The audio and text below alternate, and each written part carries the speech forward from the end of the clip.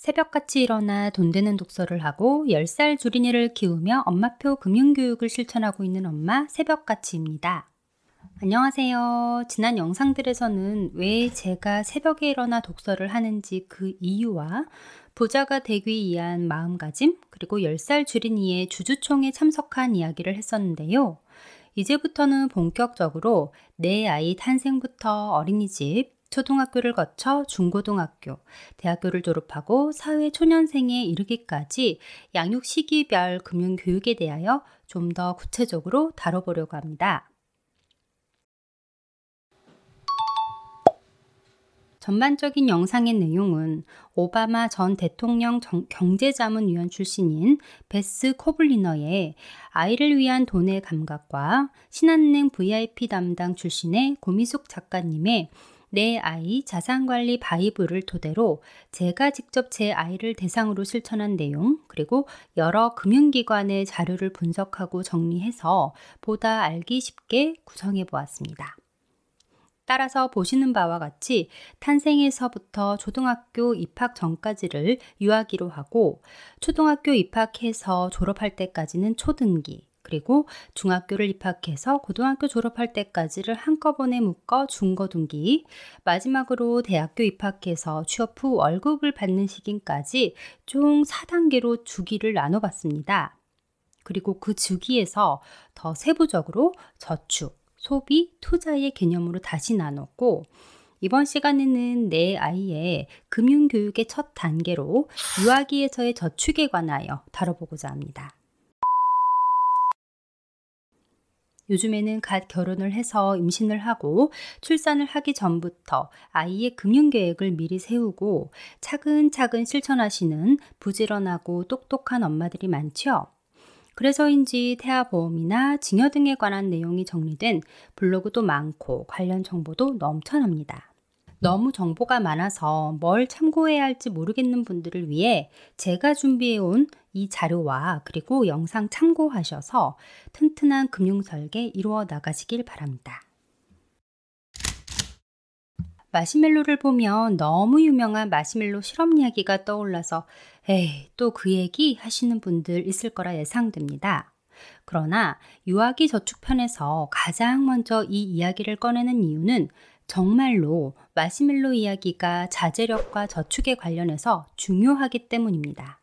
내용이 가물가물한 분들을 위해 짧게 설명을 드리자면, 어린아이들에게 마시멜로를 하나씩 나눠주고 이것을 먹지 않고 선생님이 돌아올 때까지 참고 있으면 나중에 마시멜로를 하나씩 더 주겠다고 말합니다. 이 중에는 참고 하나 더 받는 애들과 참지 못하고 그냥 먹어버리는 애들로 나뉘죠. 연구진들이 이 실험에 참가한 아이들을 수십 년에 걸쳐 추적한 결과는 마시멜로를 먹지 않고 참은 아이들은 성인이 된 후의 삶이 더 성공적이었다는 것입니다. 그들은 인간관계도 더 좋았고 대학교도 더 좋은 곳에 갔다는 결과를 도출해냅니다. 여기까지 듣고 몇몇 분들은 당장 슈퍼에 가서 마시멜로를 사가지고 내 아이들을 상대로 실험을 해봐야겠다라고 생각하시는 분들 있을 것 같은데요. 저도 해봤습니다. 저희 아이는 다행이라고까지 할 순 없지만 안 먹고 참더라고요. 사실 지금도 학원에서 푼 문제 개수대로 포인트를 받아서 간식이나 장난감을 살 수 있는 시스템이 있는데, 본인이 마음속에 찜한 레고를 받으려고 2년 동안 한 번도 그 포인트를 사용하지 않고 결국 2년 만에 그 레고를 포인트로 사서 집으로 왔어요. 그동안에 다른 아이들은 과자도 사 먹고 다른 애들한테 과자도 사주고 그러는데, 제 아이는 몇 번의 고비가 있었음에도 불구하고 본인이 잘 참고 끝내 레고 장난감을 사는 모습을 보고선 얘는 목표가 있으면 끝까지 해내는 집념은 있구나, 또 지금 당장의 소비에 대한 자제력이 있구나 라는 생각이 들었습니다. 만약 내 아이가 낼름 마시멜로를 먹어버려서 우리 애는 충동적이고 자제력이 없나 봐, 부자 되기 굴렀나 하는 생각이 들 수도 있어요. 자, 그런데 너무 낙심하지 않으셔도 됩니다. 비록 지금은 내 아이가 못 참고 눈앞에 달콤한 것을 삼켜버렸지만 엄마 아빠가 아이에게 자제력을 심어주고 키워줄 수 있다는 사실입니다. 지금부터 설명드리는 몇 가지만 기억하시면 생활 속에서 내 아이가 당장의 만족보다 장기적인 보상을 중시하도록 가르치는 일을 쉽게 실천할 수 있을 겁니다. 여러 연구를 보면 생후 6개월짜리 유아도 기본적으로 스스로를 통제하고 진정시키는 데 도움이 되는 행동을 한다고 하는데요. 그 예가 바로 손가락 빨기입니다. 그리고 만 3살부터는 뇌에서 충동을 조절하는 부분이 발달한다고 합니다. 이럴 때 부모가 잘 참고 저축하는 모습을 보여주면 비록 어린아이일지라도 저축하는 습관을 기를 수 있습니다. 선천적으로 기다리는 거, 줄 서는 거 잘하는 사람이 있을까요? 저도 맛집에 기다리는 사람 많으면 그냥 돌아서 버리거나 서약가에 갔는데 대기 인원수가 안 줄어들면 가슴이 답답해지면서 안절부절 못하고 괜히 간호사에게 우리 애 언제 진찰받냐고 묻곤 했습니다.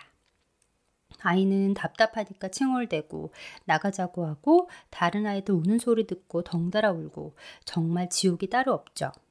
이럴 때 아이에게 핸드폰 동영상을 보여주는 대신 엄마와 함께 1부터 10까지 세어보거나 상대방이 생각한 숫자를 알아맞히는 게임을 하면서 시간을 보내는 것 어떨까요? 또 아이가 어느 정도 의사소통이 되면 아이의 생일이 언제인지, 그때까지 며칠이 남았고 무슨 옷을 입을 것이며 누구를 생일 파티에 부를 것인지에 대한 상상놀이를 하며 대화를 해보세요. 나중에 정말 생일이 되어서 그토록 기다린 시간이 그만한 가치가 있었다라는 사실을 서로 확인할 수 있을 겁니다. 유아들은 돈도 장난감으로 보입니다. 그래서 동전을 입으로 가져가서 꿀꺽 삼켜가지고 숨을 못 쉬고 컥컥거리는 애를 잡고 안절부절 못하다 응급실로 뛰었다는 얘기 한 번쯤 들어보셨을 텐데요. 동전이든 지폐든 집안 여기저기 함부로 두지 않도록 하는 게 좋습니다. 그래야 돈이 화폐로서 귀한 줄도 알게 되고요. 한 가지 보관 방법을 제시해 보겠습니다. 불투명한 용기 3개를 준비해 보세요. 안이 보이지 않아야 돈을 슬쩍 하고 싶은 마음이 안 드니까요. 커피숍에서 다 먹고 난 컵을 깨끗이 씻어 말려서 이름표를 붙여보는 것도 좋아요. 하나는 미래에 살 것, 하나는 지금 필요한 거 살 것, 나머지 하나는 다른 사람들을 돕는 데 쓸 것, 이렇게 3개를 만들면 됩니다. 오랜만에 방문하신 할아버지에게 받은 용돈이든 길에서 준 동전이든 아이가 본인이 정한 비율대로 용도별로 나눠서 저축하는 습관을 길러주는 게 핵심입니다. 예를 들어서 10,000원을 받았는데 3,330원씩 꼭 정확히 나눠서 저축하는 게 아니라 미래에 사고 싶은 게 머릿속에 정확히 있는 아이라면 5,000원을 미래 저금통에 넣고 나머지는 2,500원씩 저축해도 된다는 것입니다. 저축이 무엇인지 말로만 설명하면 어린아이가 과연 얼마나 이해를 할까요? 부모가 직접 저축하는 모습을 보이며 쉽게 설명해주면 아이가 훨씬 이해하기 쉬울 것입니다. 그 한 가지 방법으로는 가족 저금통을 만들어서 오며 가며 다 같이 시간 날 때마다 저축을 하는 것을 권장해 드립니다. 거실이나 주방처럼 온 가족이 자주 들락거리는 오픈된 장소에 작은 상자나 먹고 난 쿠키 깡통을 놓아둡니다. 저는 커피 깡통을 놓아뒀습니다. 그리고 식구들이 오가며 주머니에 딸랑거리는 잔돈을 조금씩 넣습니다. 처음에는 피자 한 판을 목표로 아이들이 좋아하고 쉽게 달성할 수 있는 목표를 정합니다. 저축한 돈을 함께 쓸 때가 오면 돈이 얼마나 모였는지 함께 돈을 세어보면서 동전의 단위, 좀 잃은 아이들은 더하기도 해보면서 돈에 대해 더 가까워지는 기회를 만들어 보는 것이 좋습니다. 이것은 가족 공동 프로젝트이므로 아이에게 잔돈이 생겼을 때 본인의 저금통에 넣을지 아니면 가족 저금통에 넣을지는 아이에게 전적으로 맡겨야 합니다. 아이가 어릴 때 어린이집 끝나면 집 앞에 있는 놀이터를 그냥 지나치지 못하고 끌려가는 게 일상이죠. 저희 아이도 놀이터를 매일 갔는데 그네 타기를 너무너무 좋아해서 아이를 키워주던 저희 친정 어머니께서 그네 밀어주기 하다가 하루에가 다 진다라고 말씀하시던 게 기억납니다. 그런데 이 그네 때문에 가끔 놀이터에서 아이들끼리 싸움이 일어나곤 하죠. 어느 정도 타면 다른 사람을 위해서 내려오는 게 좋을 텐데 아이들은 본인이 실증 날 때까지 타려고 하죠. 그래서 자리가 쉽게 나지 않아요. 아이와 모처럼 놀이터에 왔는데 그네에 이미 다른 아이들이 타고 있어서 일단 미끄럼틀에서 놀라고 해놓고 엄마가 그네 차례를 찜해놓는 분이 간혹 있습니다. 그리고 그네가 비면 본인이 그네를 잡고 아이를 부르며 얼른 와서 타라고 외치죠. 아이가 미끄럼틀을 타고 있어서 엄마의 이런 모습을 못 봤을까요? 아니죠. 아이의 눈은 언제나 엄마를 향해 있기 때문에 다 봤을 겁니다. 내 아이에게 조금이라도 편하게 그네를 태워주기 위해 이런 편법을 자꾸 쓰다 보면 그 아이는 꼼수를 부리거나 잠깐 눈속임하는 것에 대해 죄책감을 느끼지 못하는 사람으로 크기 쉽습니다. 결국 참을성이 없는 사람으로 아이를 키우게 된다는 얘기입니다. 학습지 많이 시키시나요? 땡땡 학습, 레드펜 등등 엄마 대신 선생님이 방문해서 15분간 아이와 함께 공부하는 거 저도 아이 5살 때부터 쭉 했는데요. 아이가 한창 숫자에 관심을 가지고 자꾸 알려달라고 해서 이때 수학을 시키면 폭발적인 효과가 나올 것이라는 헛된 기대와 착각을 가지고 땡땡 학습을 시작했습니다. 생각해보면 숫자놀이나 수의 감각을 익힐 수 있는 기회는 우리 주변 곳곳에 있는데 왜 엄마들은 학습지를 통해서 고사리 같은 손으로 연필을 잡고 덧셈 뺄셈을 하는 것에 집착할까요? 우리 애는 한 자릿수 덧셈하는데 옆집에는 벌써 2자릿수 덧셈한다는 얘기를 들으면 왠지 조급해지고 뭔가 더 시켜줘야 할 것 같고 그렇습니다. 그러나 너무 빨리 엄마가 끼어들어 버리기보다는 아이가 스스로 새말 기회를 충분히 주는 것이 좋습니다. 부모 입장에서는 답답하고 불안하겠지만 아이들은 제각각의 성장 속도로 알아서 잘 해내고 만다는 믿음을 가지고 지루하지만 반복적으로 숫자 놀이를 함께 해보세요. 지나가는 버스만 가지고도 여기에서 저기까지 갔는데 파란 버스 몇 대, 녹색 버스 몇 대였는지 이야기 나눠보는 것만으로도 충분히 수학 공부하신 겁니다. 지금까지 아이가 저축을 잘하도록 저축이 습관화되면 좋겠다 해서 저금통도 만들어보고 가족 저금통에 함께 동전도 넣어보고 아이가 자제력을 가질 수 있도록 부모도 함께 노력을 해봤습니다. 그런데 한순간 아이와 한 약속을 지키지 않으면 어떻게 될까요? 저희 아이가 4살 때 EBS 방귀대장 뿡뿡이에 나간 적이 있습니다. 녹화를 잘 하다가 갑자기 녹화가 중단되어서 스튜디오로 가보니 저희 아이 때문에 짜잔형을 비롯한 어른들이 진땀을 빼고 있더라고요. 저희 남편도 녹화가 지연되자 아이를 안아주며 장난감을 사주겠다, 그것도 안 되니 자전거를 사주겠다 하며 달래고 있었는데요. 결국에는 모든 녹화를 거부한 저희 아이를 들쳐업고 스튜디오를 나와야 했습니다. 집에 오는 차 안에서 왜 그랬냐라고 물어보니 노란 티셔츠 안으로 들어가서 통과하는 게임이 있었는데 그 티셔츠 안에 들어가는 게 무서워서 그랬다고 합니다.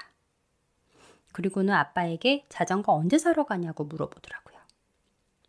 그 아수라장 같은 상황 속에서도 아이는 아빠의 사탕 발린 약속을 다 기억하고 있었던 거죠. 저희 부부는 아이에게 네가 녹화를 끝까지 해내지 못했으니 자전거는 일단 못 사준다 라고 말했습니다. 그리고 며칠 후 방송되는 뿡뿡이를 보며 아이는 이제 아빠랑 약속을 안 한다고 하더라고요.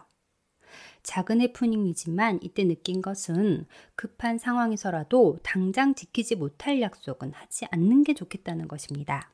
약속을 지키는 것은 언제나 옳은 일이며 그래야 부모와 자식 간의 신뢰가 쌓이고 경제교육을 할 때도 오늘 저축하면 나중에 자신이 가지고 싶던 것을 가질 수 있다고 아이를 안심시킬 수 있습니다.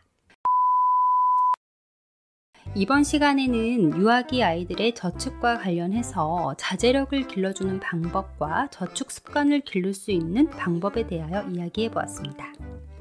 말도 안 통하는 아이들인데 무슨 금융교육이냐 하시겠지만 말도 안 통하는 이 어린 아이들이야말로 평생의 저축 습관, 자제력을 기를 수 있는 최적기임을 잊지 마시고 부모가 먼저 솔선수범하시는 모습 꼭 보여주시기 바랍니다.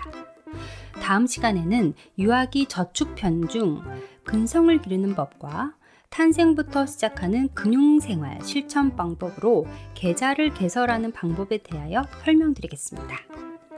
그럼 구독과 좋아요, 알림 설정 잊지 마시고 다음 영상에서 또 봐요.